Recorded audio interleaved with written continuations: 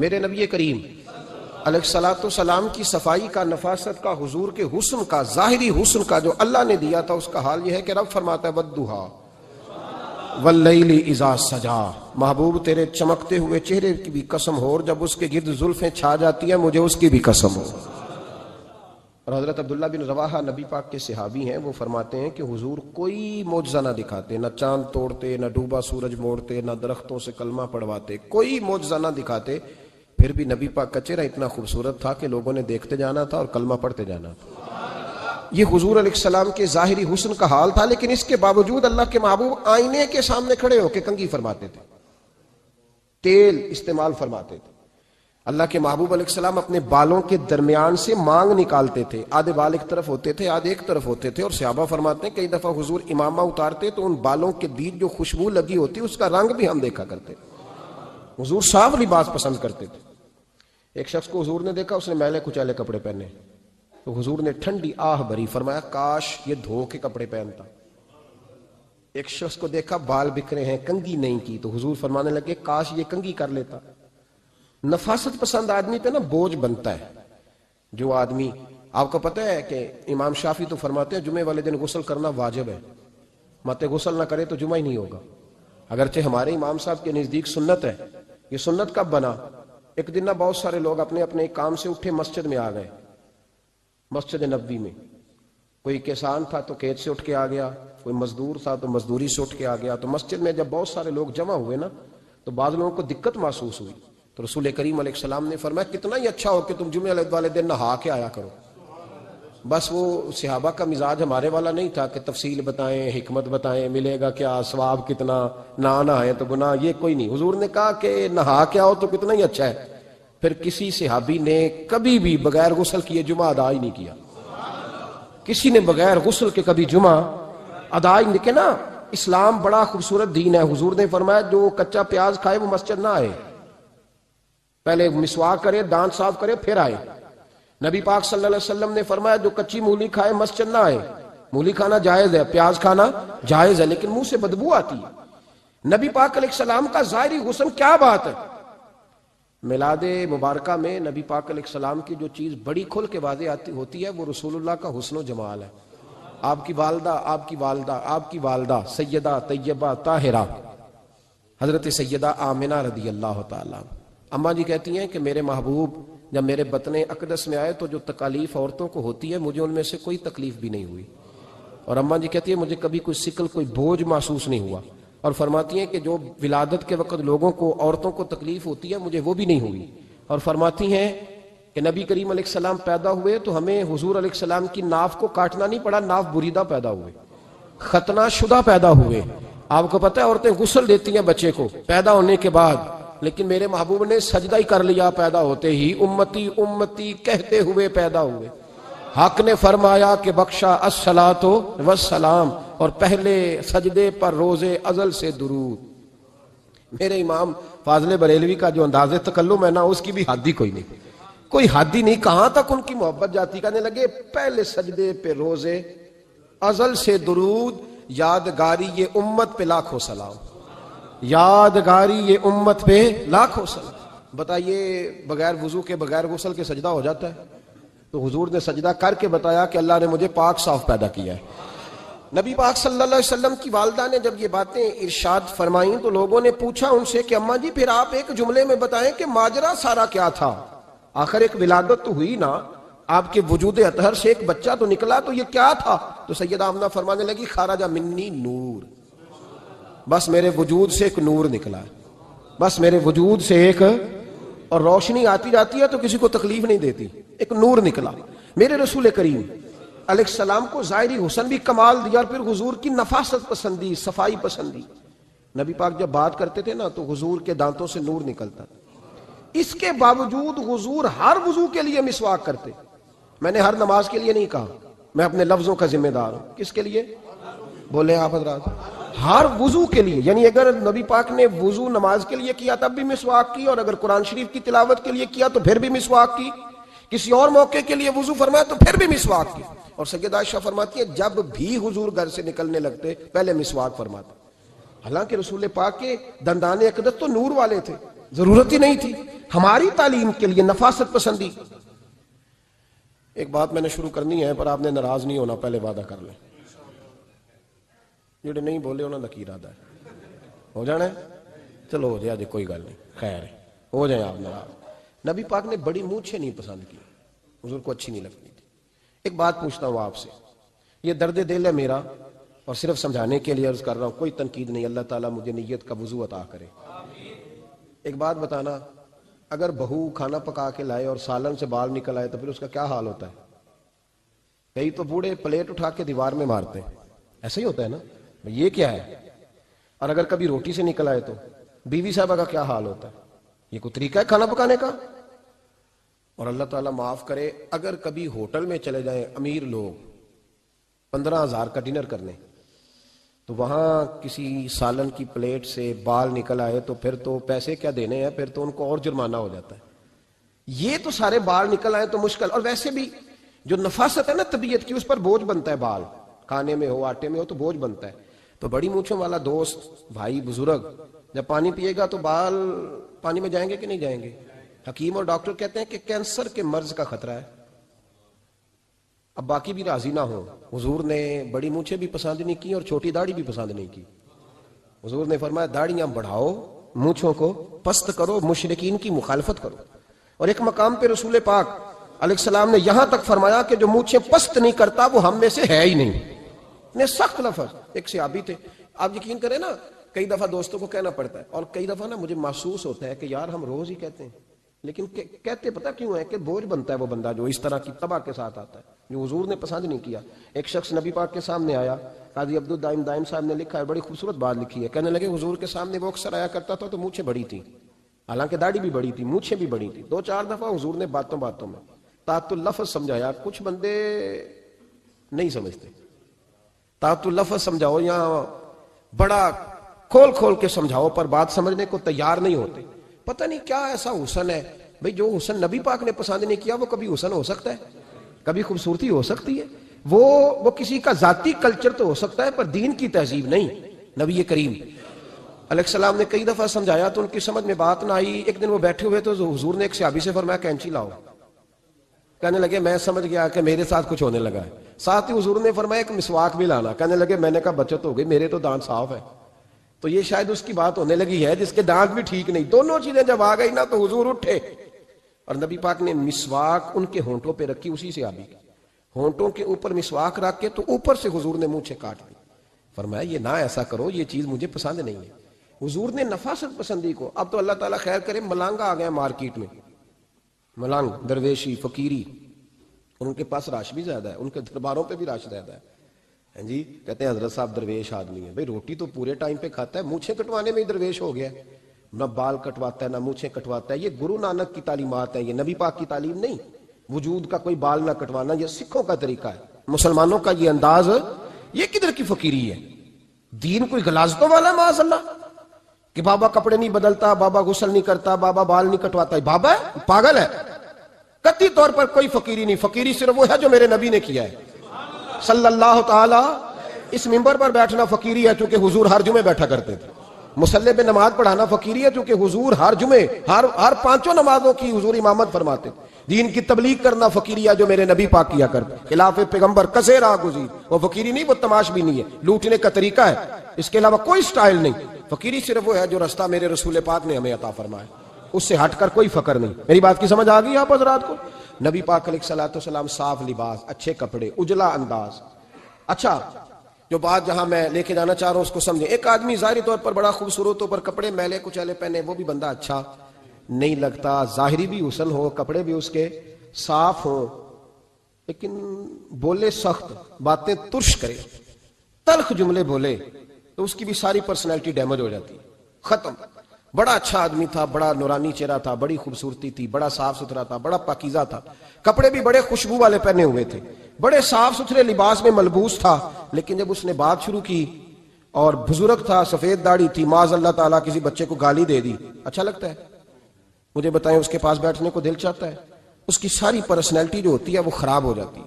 شخصیت کا جو ایک بھرم ہوتا ہے وہ ٹوٹ جاتا ہے. ایک روایت میری نظر سے گزری اور کیا ہی انداز ہے, امام زرقانی نے لکھی. ایک صحابی ہیں حضرت ابو کرسافہ رضی اللہ تعالیٰ عنہ، حضرت ابو کرسافہ رضی اللہ تعالیٰ عنہ فرماتے ہیں میں چھوٹا تھا، میری اماں اور میری خالہ مجھے ساتھ لے گئیں. میں نے کہا کہاں جانا ہے؟ کہنے لگے آؤ نبی پاک کا کلمہ پڑھنے جانا ہے. پڑھیے درود شریف صلی اللہ ہو، سارے پڑھیے، پھر پڑھیے ایک دفعہ صلی اللہ تعالیٰ علیہ. حضور کا ذکر ہو تو فوراً درود پڑھنا چاہیے. نبی کریم علیہ السلام کی بارگاہ میں نا میری خالہ اور میری اماں دونوں مجھے ساتھ لے گئیں کلمہ پڑھنے. کہتے ہیں جب ہم حضور کی بارگاہ میں پہنچے، کلمہ پڑھا، واپس آئے تو میری اماں اور میری خالہ آپس میں بات کرنے لگی. میری خالہ کہنے لگی تو نے دیکھا ہے ان کا بولنا کتنا مزیدار تھا. میری خالہ کہنے لگی تو نے تو وہ دیکھا لیکن وہ جو غلام آیا تھا اس کے ساتھ ان کا رویہ کتنا پیارا تھا. تو نے دیکھا جب وہ کھانا کھا رہے تھے تو پہلا خیال انہوں نے ہمارا کیا. بار بار وہ ان کا ذکر کرتی، کہتے آپس میں حضور کی شانیں بیان کرتی، میری اماں بھی میری خالہ بھی. بالآخر بات لمبی ہو گئی تو میری اماں بولی، کہنے لگی بس کر، ہم کتنی عظمتیں بیان کریں گے، مجھے تو 3 باتیں سمجھ میں آئی ہیں. کتنی؟ 3 باتیں مجھے سمجھ میں آئی ہیں. کہا وہ کیا؟ تو کہنے لگی ما رأینا مثل ھذا الرجل احسن وجھا ولا القى ثوبا ولا البنا کلاما. کہنے لگی مجھے تو 3 باتیں سمجھ میں آئی ہیں کہ نہ اتنا خوبصورت چہرے والا کوئی شخص دیکھا ہے، اور نہ اتنے صاف کپڑوں والا کو دیکھا ہے، اور نہ ہی اتنی میٹھی بولی بولنے والا کوئی دیکھا ہے. تینوں باتوں کی کمال ہے. ظاہری حسن بھی کمال، کپڑوں کی صفائی بھی کمال، اور رسول پاک کا بولنا بھی کمال، لب و لہجے میں مٹھاس بھی خوبصورتی والی. یہ اصل حسن ہے کہ ظاہراً بھی انسان بڑا منزہ ہو، باطناً بھی بڑا صاف ستھرا ہو. میرے رسول پاک علیہ السلام کا طریقہ مبارکہ پتہ کیا تھا؟ حضور صلی اللہ تعالیٰ علیہ وآلہ وسلم جب مسجد میں نماز پڑھ لیتے تو حضرت جعفہ رضی اللہ تعالیٰ عنہ فرماتے، بخاری کی حدیث ہے، فرماتے ہیں میں مدینہ شریف میں آیا تو حضور نماز پڑھ لیتے تو صحابہ نبی پاک کے پاس آتے اور حضور کا دست مبارک پکڑ کے پہلے چومتے پھر چہروں پہ ملتے. پہلے چومتے پھر چہروں پر. نبی پاک کے صحابہ حضور کے قدم بھی چوما کرتے، قدموں میں جھکا کرتے تھے. یہ تو بھائی اس وقت پتہ چلتا ہے جب کسی سے پیار ہو جاتا ہے، جب کسی بندے سے. میں اکثر مثال دیا کرتا ہوں اکثر کہ کسی کا بچہ پیشاب کرے تو کہہ آتی ہے، الٹی آتی ہے، لیکن اپنا بچہ بالوں میں بھی کر دیتا ہے، پھر کوئی کہہ نہیں آتی چونکہ اپنا ہے نا، پیار ہو گیا نا.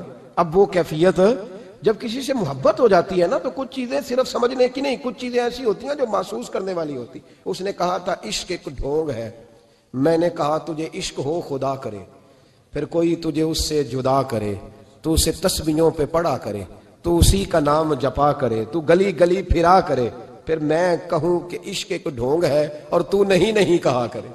پھر میں کہوں کہ عشق ایک ڈھونگ ہے اور تو. اس نے کہا تھا عشق ایک ڈھونگ ہے تو میں نے کہا تجھے عشق ہو خدا کرے.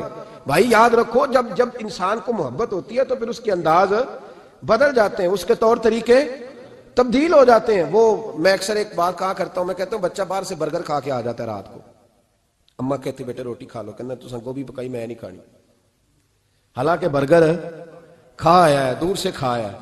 تو اماں اس کو کہتی ہے پھر میں سوئیاں نہ بنا دوں تھوڑی سی اپنے بیٹے کو، فٹافٹ چاول نہ تجھے ابال دوں، ساتھ میں باریک دال بنا دیتی. کہتا نہیں میری مرضی کا پکاتے ہی نہیں، میں نے نہیں کھانا. ایسے اب ابا جو ہے نا، ابا وہ اماں کو سمجھا رہا، کہتا چھڈ پر بھوک لگے گی تو آپ ہی کھا لے گا، تو نہ ایڈی ٹینشن لے، ایویں پہ تینوں ستاندا ہے. اماں کیا کہتی ہے؟ کہتی نہیں مجھے نیند نہیں آ رہی، کھائے گا تو سکون آئے گا. اب اس کو آپ لاکھوں دلیلیں دیں کہ سیاںا بیانا ہے، بچہ نہیں ہے، 22 سال کا ہے، 24 سال کا، چھوڑ تو کیا کر رہی ہے. لیکن اماں کو کوئی سمجھا سکتا؟ کیوں نہیں سمجھا سکتا کہ اسے اپنے بیٹے سے پیار بڑھائے. وہ کیا کرے، وہ مجبور ہے، اس کے دل کی کیفیت اس طرح کی ہے کہ کوئی دنیا کی طاقت اسے سمجھا سکتی، سوال ہی نہیں پیدا ہوتا کوئی اسے سمجھا سکے. یہ ممکن کیسے ہو، کیسے سکتا ہے؟ یہ محبت ہے. میرے رسول پاک علیہ السلام کے صحابی حضرت جعفہ فرماتے ہیں میں حضور کی بارگاہ میں آیا تو صحابہ کیا کرتے؟ نبی پاک کا دست مبارک پکڑتے، پہلے چومتے پھر چہرے پہ ملتے. بخاری ہے. فرماتے میں نے کہا یہ کیا کر رہے ہیں؟ پھر اچانک میرا بھی دل کیا ذرا کر کے تو دیکھو، وہ چیزیں چکھنے پہ پتہ لگتا ہے کتنی مزیدار ہے. کہتے میں بھی قریب گیا، حضور کے دست مبارک میں میں نے ہاتھ ڈالا. فرماتے ہاتھ پکڑا ہی تھا کہ نبی پاک کا ہاتھ برف سے بھی زیادہ ٹھنڈا. فرماتے ہیں پھر میں نے پکڑ کے چہرے پہ ملا تو کستوری سے زیادہ خوشبو آ رہی تھی دست مبارک. فرماتے ہیں اب میرا چھوڑنے کو دل ہی نہیں کر رہا تھا، اب میری طبیعت نہیں مان رہی تھی. میرے نبی کریم علیہ السلام اللہ کی دلیل ہیں، ہر پاکیزگی، ہر حسن، ہر کیف اللہ نے اپنے رسول کو عطا فرمایا. دنیا کی جتنی غلاظتیں تھیں جب کوئی حضور کے قریب جاتا تھا تو ساری غلاظتیں دور ہو جاتی. کما ارسلنا فیکم رسولا منکم یتلو علیکم آیاتنا ویزکیکم. اللہ فرماتے ہیں میرے محبوب تم پر میری آیتیں پڑھیں گے اور تمہیں پاک فرما دیں گے. تمہاری ساری ناپاکیاں نبی پاک دور کر دے، ہر غلاظت تم سے دور ہٹ جائے۔ ایک صحابی ہیں حضرت شیبہ بن عثمان رضی اللہ تعالی عنہ، وہ کہتے ہیں میرے والد کو اور میرے چچا کو مسلمانوں نے احد میں قتل کر دیا، میرے دل میں بڑا غصہ تھا، بڑا جلال تھا کہ کبھی مجھے موقع ملے تو میں بدلہ لوں گا۔ کہتے ہیں فتح مکہ کے بعد نبی پاک علیہ السلام حوازن کی جنگ کے لیے نکلے، مجھے پتا چلا حضور جا رہے ہیں، تو میرے اندر شعلے بھڑک رہے تھے انتقام کے۔ روز میں منصوبہ بندی کرتا، پلاننگ کرتا کہ کسی طریقے سے میں ان تک پہنچوں گا اور بدلہ لوں گا۔ کہتے ہیں نبی کریم علیہ السلام نا حوازن کے لیے پہنچ چکے تھے، فرماتے میں بھی جنگ میں جا کے شریک ہو گیا، اور میں نے طریقہ اس طرح کا اختیار کیا کہ کسی طریقے میں حضور تک پہنچ جاؤں۔ سمجھ آ رہی ہے میری بات کی؟ نبی کریم علیہ السلام تک کسی طریقے پہنچ جاؤں۔ فرماتے ہیں لڑتے لڑتے، لڑائی کے دو طریقے ہوتے تھے، کبھی تو ایسے ہوتا تھا کہ ایک دو آدمی مل کے آپس میں لڑتے تھے، پھر گمسان کا رن پڑتا تھا، گھمبیر ہو جاتی تھی جنگ، سمجھ نہیں آتی تھی تیر کہاں سے آیا، نیزہ کہاں سے آیا۔ فرماتے جب گمسان کا رن پڑا نا، مجھے موقع مل گیا، میں حضور کے قریب پہنچ گیا۔ حضرت شیبہ بن عثمان رضی اللہ تعالیٰ عنہ کہتے جب میں پہنچ گیا تو میں نے نا دیکھا کہ اب حضور کے قریب لوگ نہیں ہیں۔ فرماتے میں نے نا فوراً تلوار اٹھائی، تلوار اٹھا کے میں حضور کو معاذ اللہ شہید کرنے ہی لگا تھا کہ ایک نور چمکا حضور کے سامنے۔ پڑھیے درود صلی اللہ علیہ وسلم۔ کہتے ایک نور چمکا، اتنی تیزی تھی اس نور میں کہ میری آنکھیں بند ہو گئی، میرے ہاتھ سے تلوار گر گئی، آنکھیں چندھا گئی میری۔ فرماتے تلوار میرے ہاتھ سے چھوٹ گئی۔ اب جب وہ روشنی مدھم ہوئی نا تو میں نے دیکھا نبی پاک سامنے کھڑے مسکرا رہے ہیں۔ میں نے کر دیا، آپ نے سن لی، ذرا دیکھو تو صحیح، جو تلوار لہرائے اسے دیکھ کے بھی کبھی کو مسکرایا ہے؟ جس نے تلوار ہی لہرا دی، جو شہید کرنے ہی لگا تھا، پہنچ گیا تھا۔ لیکن یہ اخلاق میرے رسول پاک کا ہے صلی اللہ اعلیٰ حضرت فاضل بریلوی کا ایک شعر میں نے پڑھا۔ کئی کچھ چیزیں ایسی ہوتی ہیں جو بس نا وہ آتی تو سامنے ہیں لیکن وہ اتنا لطف دے جاتی ہیں کہ ٹھنڈا ہو جاتا ہے مزاج۔ رات کو میں شعر پڑھ رہا تھا اعلیٰ حضرت کا فاضل بریلوی رحمت، اور میں نے شعر پڑھا تو مجھے اچھا لگا سنانا۔ ایک دوست کو میں نے فون کیا، میں نے کہا یار ذرا شعر تو سن لے، یہ پہلی دفعہ نظر سے گزرا ہے، ابھی سیدھا سادہ لیکن روح تک اتر گیا۔ اعلیٰ حضرت فرمانے لگے نبی پاک کے بارے میں، فرمانے لگے سیدھی سیدھی روش پر کروڑوں درود، سیدھی سیدھی روش پر، بالکل سیدھی ہے حضور کی باتیں، کسی پیچیدگی کی ضرورت نہیں۔ کہنے لگے سیدھی سیدھی روش پر کروڑوں درود، سادی سادی طبیعت پہ لاکھوں سلام، سادی سادی طبیعت پہ سیدھی سیدھی روش پر کروڑوں درود، اور سادی سادی طبیعت پہ لاکھوں سلام۔ میرے نبی کریم صلی اللہ علیہ وسلم مجھے دیکھ کے مسکرائے، اور فرمایا جب حضور مسکرائے نا تو میں نبی کریم علیہ السلام کو دیکھ کے حیران ہوا کہ میں نے تلوار تانی تھی اور حضور نے مسکرانا شروع کیا۔ فرماتے اب حضور نے مجھے بلایا، آواز کے ساتھ نہیں بلایا، حضور نے اشارہ کیا یوں کر کے، فرمایا ادھر آؤ نا۔ فرماتے مجھے اب یہ بھی سمجھ نہیں آئی کہ کس نے مجھے اٹھا کے حضور کے قریب کر دیا۔ فرماتے میں نبی کریم کے قریب گیا تو حضور نے میرے دل پر 3 تھپکیاں دی، ایک تھپڑ ہوتا ہے ایک تھپکی ہوتی ہے، پتہ ہے نا فرق کا؟ ایک تھپڑ کو مارے تو جلال آتا ہے اور تھپکی دے تو پیار آتا ہے۔ کہتے ہیں حضور نے 3 تھپکیاں دی اور دی بھی میرے دل پر، ایک پھر 2 پھر 3۔ کہتے ہیں پہلی تھپکی دی تو میرے اندر سے کفر نکل گیا، دوسری تھپکی دی تو میرے اندر ایمان داخل ہو گیا، اور تیسری تھپکی جب نبی پاک علیہ السلام نے دی تو مجھے ہر چیز سے بڑھ کر رسول اللہ سے پیار ہو گیا، محبت ہو گئی نبی کریم سے۔ آپ فرماتے ہیں اب حضور نے نا فوراً میرے ہاتھ میں تلوار تھمائی، فرمایا پہلے تو ہمارے خلاف لڑ رہا تھا، تلوار پکڑ، اب ہماری طرف سے لڑ، تلوار پکڑ اور لڑ۔ آپ فرماتے ہیں میں اتنا لڑا کہ جو حضور کا دشمن سامنے آتا میں گلا کاٹ دیتا، جو آتا میں اس کے ٹکڑے کر دیتا۔ فرماتے ہیں پہلے میں باپ کا بدلہ لینے آیا تھا، اور اب میرا یہ حال ہے کہ اگر میرا باپ بھی سامنے آئے گا تو میں اس کا بھی گلا کاٹ دوں گا، لیکن حضور کے قریب کسی کو جانے نہیں دوں گا۔ حضرت شیبہ بن عثمان کہتے ہیں جنگ ختم ہو گئی، حضور خیمے میں گئے، میں بھی گیا، اب نبی پاک لوگوں سے باتیں کر رہے ہیں، حضور لوگوں سے باتیں کر رہے ہیں، میں ایک کونے میں بیٹھا سوچ رہا ہوں کہ میں تو بدلہ لینے آیا تھا، یہ میرے ساتھ ہوا کیا؟ حضور لوگوں سے باتیں کرتے جا رہے ہیں، میں سوچتا جا رہا ہوں کہ میں تو انتقام لینے آیا، یہ کیا معاملہ ہوا؟ کہتے ہیں محبوب نے اچانک میری طرف نظر اٹھائی اور فرمانے لگے شیبہ ایک ارادہ تو نے کیا تھا جو غلط تھا، اور ایک ارادہ میرے رب نے کیا ہے اور تیرے اوپر فضل فرما دیا ہے۔ فرماتے حضور نے اب مجھ سے فرمایا کوئی خواہش ہو تو بتاؤ، مانگ لو کچھ مانگنا ہے تو۔ میں نے عرض کی یا رسول اللہ میری بخشش کی دعا کر دیں، بڑا میرا خوفناک ماضی ہے، میں اسلام کا بڑا دشمن رہا ہوں، حضور دعا کر دیں یاد ماضی عذاب ہے یا رب، چھین لے مجھ سے حافظہ میرا، یا رسول اللہ بڑے گناہ ہیں میرے، دعا کر دیں۔ کہتے میں نے دعا کے لیے کہا اور حضور پھر دوسرے لوگوں سے باتیں کرنے لگے، کبھی اس سے کبھی اس سے کبھی اس سے۔ میں سوچنے لگا کہ میری بات کا کوئی جواب ہی نہیں آیا۔ جب تو 3 بار میں نے سوچا تو میرے کریم نے پھر توجہ میری جانب کی اور فرمایا تو نے بخشش کی دعا کا کہا تھا، میں نے سن لیا ہے، رب کریم نے تیری بخشش فرما دی ہے، اللہ نے تجھے بخش دیا ہے، تیری خطائیں رب کریم نے معاف کر دی۔ نبی پاک کے دست مبارک کی برکت، رسول پاک۔ ایک صحابی تھے حضرت فرقد ان کا نام تھا رضی اللہ تعالی۔ پہلے نا میں جب گفتگو کیا کرتا تھا نا تو میں صحابہ کا نام نہیں لیتا تھا، میں کہتا تھا ایک صحابی فرماتے ہیں، چونکہ صحابہ کے نام مشکل تھے، لوگوں کو یاد نہیں رہتے۔ ایک دن میرے دل میں خیال آیا کہ نام لیں گے نہیں تو انہیں آئیں گے کیسے، چلو خود کسی کو یاد ہو جائے گا، تو مجھے اچھا لگا۔ پچھلی دفعہ میں نے حضرت سعد بن ناجیہ کا نام لیا تو مجھ سے میرے دوستوں نے کہا ذرا لکھ کے دیں کیا نام تھا۔ مجھے خوشی ہوئی کہ یار اگر یہ لفظ کہے جائیں گے تو لوگوں کو دلچسپی ہوگی۔ حضرت فرقد ایک صحابی تھے اور یہ وہ صحابی ہیں جنہوں نے حضرت عمر کے زمانے میں موصل کا علاقہ فتح کیا تھا، بڑے دلیر تھے، ان کی 4 بیویاں تھیں۔ وہ کہتے ہیں جب بھی یہ گھر میں آتے تو خوشبو اتنی اعلیٰ لگا کے آتے کہ ہم حیران ہو جاتی۔ عورتیں زیادہ تیاری کرتی ہیں نا مردوں سے کہ نہیں؟ کیا آج کل مرد زیادہ کرتے ہیں؟ چلو میں درد چھوڑو، میں اپنی اصلاح کرنا، تسی دوواں گلاں تے انجن کیتا ہے، اب پتہ نہیں سچ کیا ہے، کون زیادہ تیاری کرتا ہے؟ چلو بیٹھے جو مرد نے، ویسے میرے پاس جو اخباری تراشے ہیں ان میں یہ لکھا ہے کہ آج کل مردوں کے میک اپ پہ زیادہ خرچ آنے لگا ہے، یہ تحقیقی رپورٹ ہے۔ اور پاکستان میں سب سے زیادہ جو اخراجات ہیں وہ میک اپ کے سامان کے ہیں۔ پہلے لڑکیاں بیوٹی پارلر جاتی تھی، اب لڑکے بھی جاتے ہیں۔ پہلے صرف دلہن جاتی تھی، اب سارا خاندان جاتا ہے۔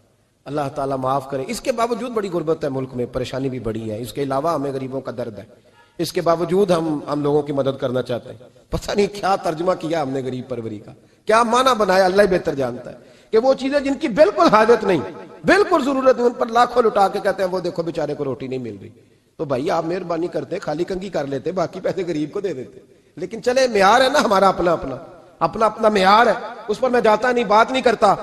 نبی کریم علیہ الصلوۃ والسلام کہ صحابی ان کی ازواج کہتی ہیں کہ اب عورتیں زیادہ تیاری کیا کرتی تھیں، لیکن وہ جب گھر آتے نا تو اتنی خوشبو لگاتے، کہتی ہم چاروں مل کے کوشش کرنے لگی، ڈھونڈنے لگی کہ وہ خوشبو کا پتہ کریں جو یہ لگاتا ہے۔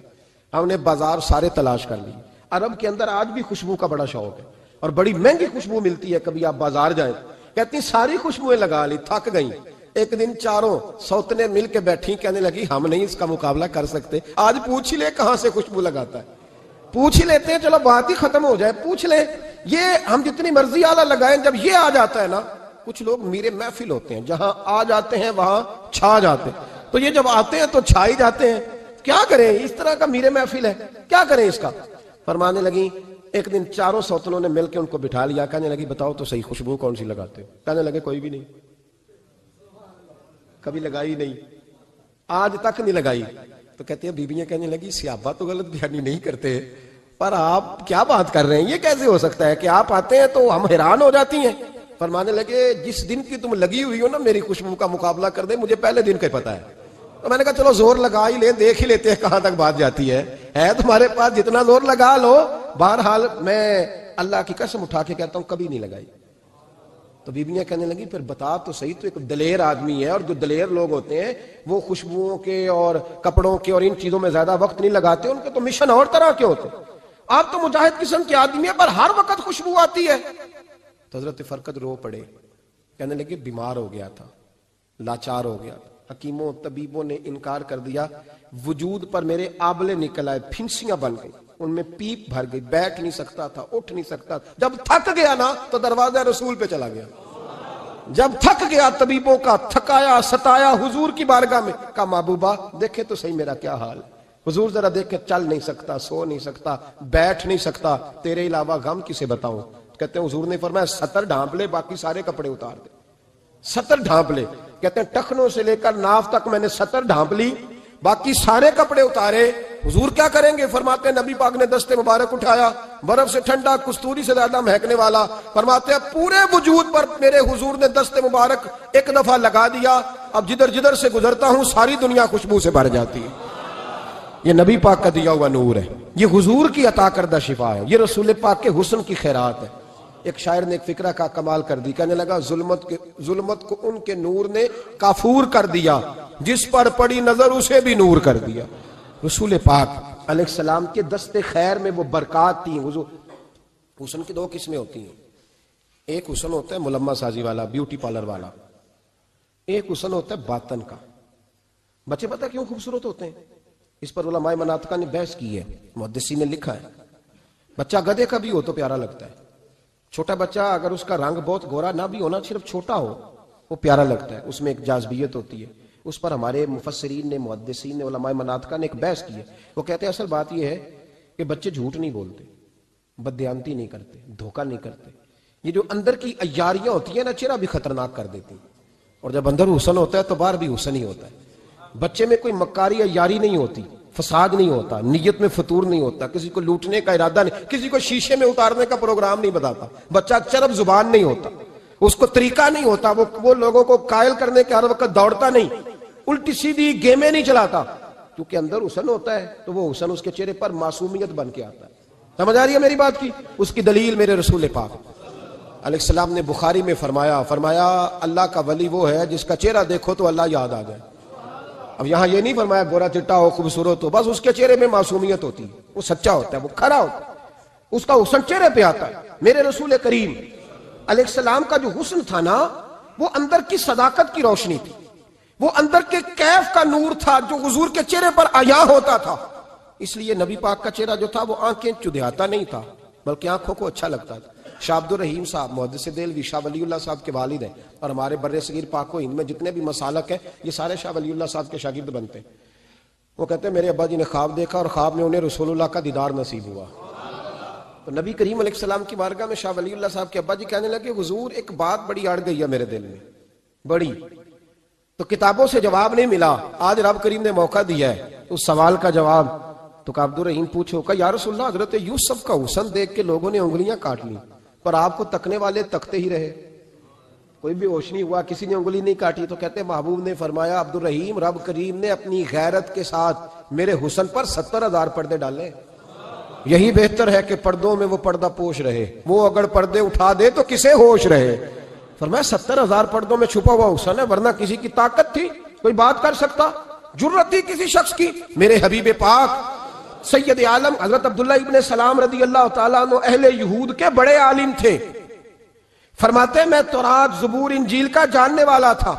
جس دن حضور مدینہ طیبہ ایک قصوہ نامی اونٹنی پر بیٹھے تھے، میں حضور سے مناظرہ کرنے، بحث کرنے آیا، میرے ساتھ میرے شاگرد تھے، ارادہ تھا بحث کروں گا، نبی پاک کو بڑے معاذ اللہ کڑوے کڑوے سوال کروں گا۔ کہتے ہیں حضور بیٹھے تھے قصوہ نامی اونٹنی پہ اور گردن مبارک جھکی ہوئی، ہونٹوں پر حضور کے زیر لب ہلکی سی مسکراہٹ تھی۔ نبی پاک تھوڑا بولتے تھے پر جتنا بولتے تھے وہ دلوں میں اترتا جاتا تھا۔ فرماتے ہیں میں جب گیا نا، میرے شاگرد ساتھ تھے، مناظرہ کرنے گیا، مناظرہ، شاگرد ساتھ تھے۔ فرماتے ہیں میں بڑے سوالات تیار کر کے گیا، پر حضور گھوڑے پہ بیٹھے تھے، دو باتیں میں نے سنی۔ حضور نے فرمایا رشتہ داروں سے اچھا سلوک کرو، اپنے غلاموں کا خیال کرو۔ کہتے ہیں وہ شاگرد مجھے دھکے دینے لگے، کہنے لگے چلو استاد جی آگے ہو، کرو سوال، چلو نا آگے بڑھو نا آگے۔ یہ کئی دفعہ نعرے لگانے والے بھی مروا دیتے ہیں نا، چلو نا چلو آگے، چلو بڑھو آگے، کرو بات، آؤ نا۔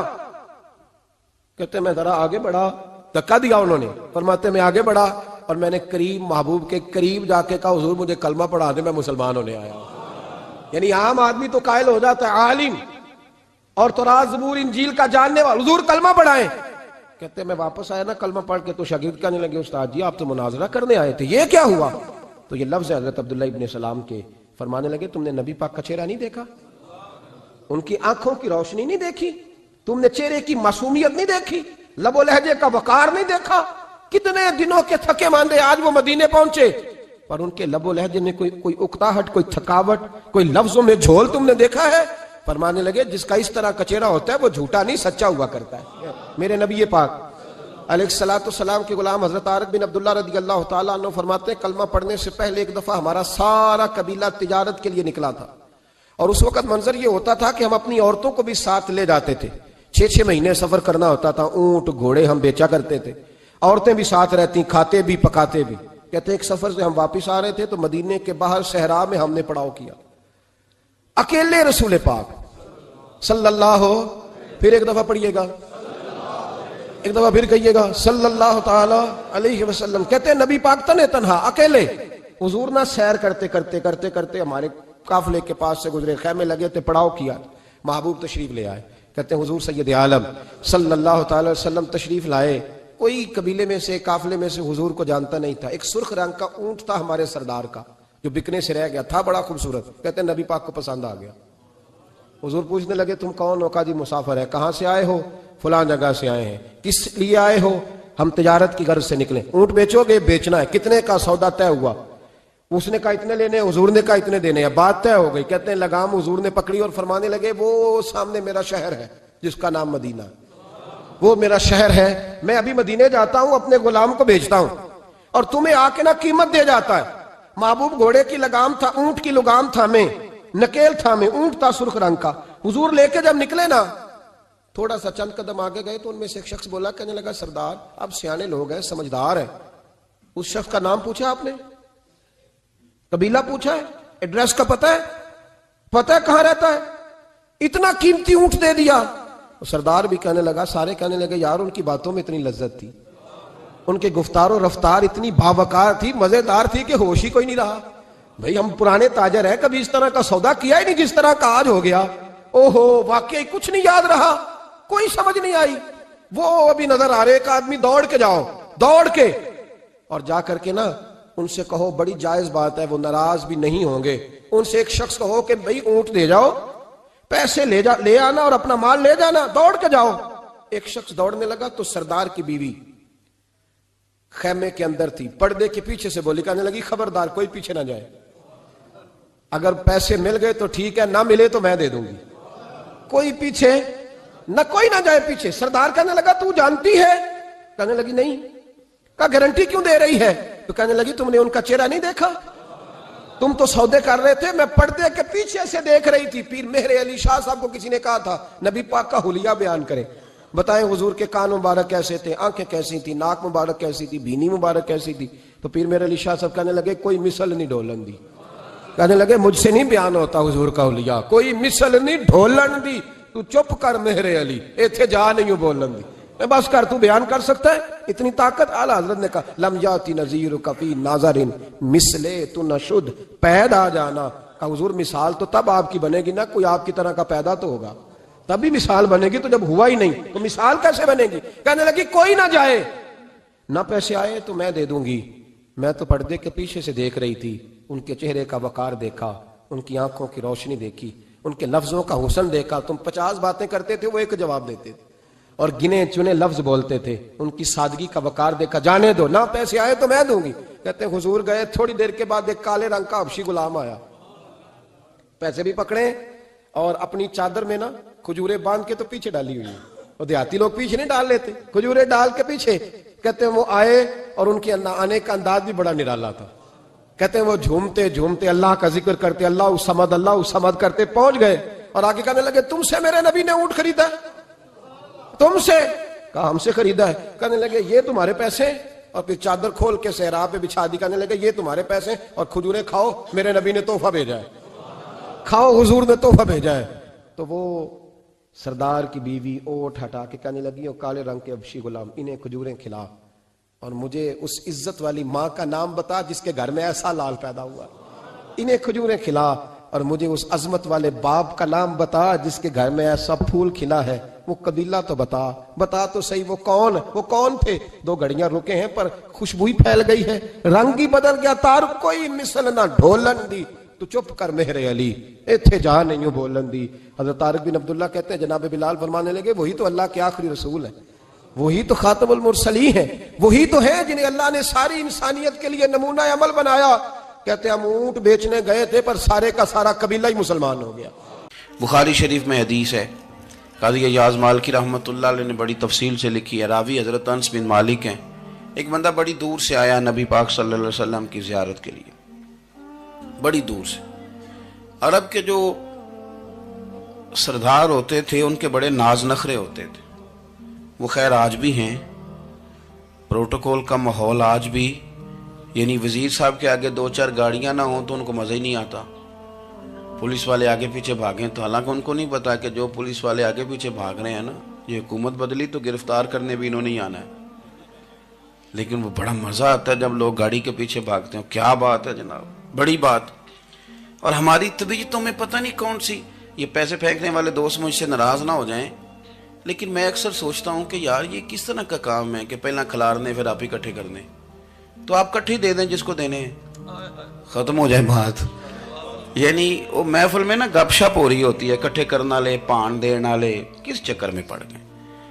حضور غوث اعظم رضی اللہ تعالیٰ عنہ کی محفل میں شیخ یحییٰ نجار جایا کرتے تھے تو وہ کہتے تھے کہ ہم وہاں گنتے تھے آج کتنے بندوں نے توبہ کی، تو ہم سے گنے نہیں جاتے تھے اتنے لوگ توبہ کرتے تھے. بزرگوں کی محفلوں میں توبہ کرنے والے گنے جاتے تھے، ہماری محفلوں میں پیسے گنے جاتے ہیں اور وہ پرچیاں دی جاتی ہیں. ایسا نہ کریں، اس سے گھٹن پیدا ہوتی. اور پھر جو نوٹوں والے ہوتے ہیں وہ فرنٹ سیٹوں پہ آ جاتے ہیں. بہت سارے غریب سوچتے ہیں کہ میرے پاس بھی اگر کرارے نوٹ ہوتے تو میں بھی آگے ہوتا. تو کم از کم یہ جو میلاد کی محفل ہیں ان میں تو سب کو ایک جیسا رہنے دے، یہاں تو امیر غریب کا فرق نہ ہو، اس کو تو مہربانی کریں. تو نبی پاک صلی اللہ علیہ وسلم کی خدمت میں وہ شخص بڑی دور سے آیا. تو عرب کے بادشاہوں کا مزاج تھا، پروٹوکول بڑا چاہتے تھے. ان کا تو یہ طریقہ تھا کہ حکمرانی کرنی ہے جیسے بھی ہو. اگر کسی غلام نے دھوپ میں بندھا رہ گیا، اونٹ اور چھاؤں میں نہیں باندھا تو درے مارتے تھے، اور اگر اس نے کھول کے باندھ دیا تو پھر بھی مارتے تھے. کہتے تھے اتنا سیانا ہو گیا تو انہیں پوچھا ہی نہیں، خود بخود ہی باندھ دیا. وہ شخص حضور کی بارگاہ میں آیا اور بہت سارے لوگوں کے پاس کیونکہ وہ جاتا تھا اپنے سربراہ کا پیغام لے کے، تو وہ کانپ رہا ہے. جب حضور کی بارگاہ میں گیا ڈر رہا ہے. اب ذرا بات کو سمجھنا، نبی پاک صلی اللہ علیہ وسلم نے اس سے فرمایا کیوں ڈرتے ہو؟ سادہ آدمی ہے، دیہاتی ہے، بدو ہے. اللہ کے رسول نے تھپ کی دی. کیوں ڈرتے ہو؟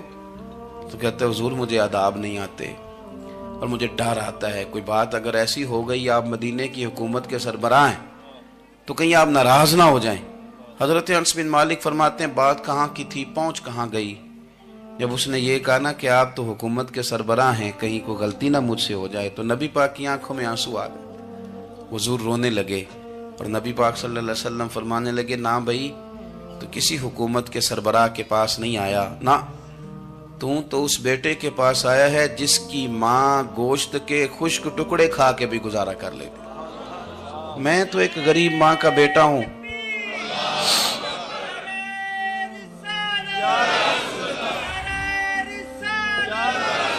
بھائی اگر آپ کا یہ ذوق بن جائے، دیکھو نا آج تو لوگ بھول جاتے ہیں نا، کپڑے بدل لیتے ہیں تو وہ سمجھتے ہیں کہ شاید سارا کچھ ہی بدل گیا.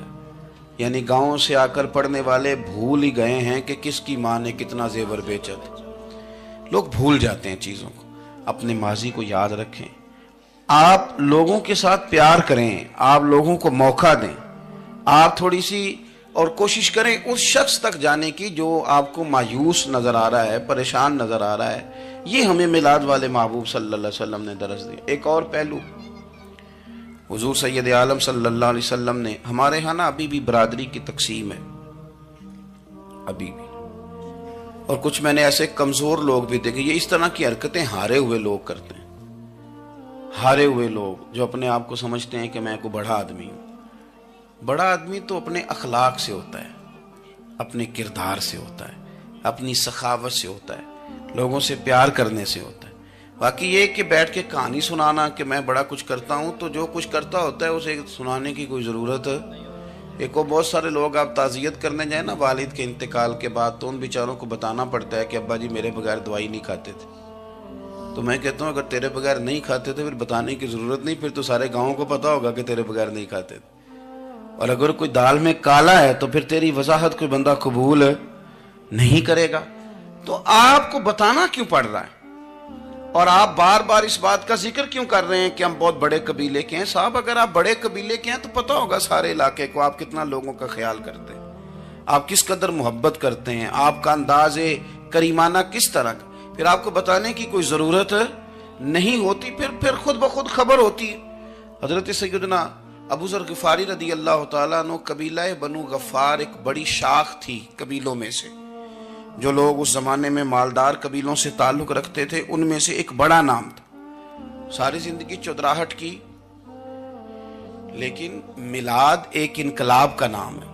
میں میلاد منانے والے دوستوں سے گزارش کرتا ہوں کہ آپ ہر سال میلاد منائیں اور ہر سال میلاد کے بعد آپ تھوڑے بدل بھی جائیں، یعنی تھوڑے سے بدل جائیں.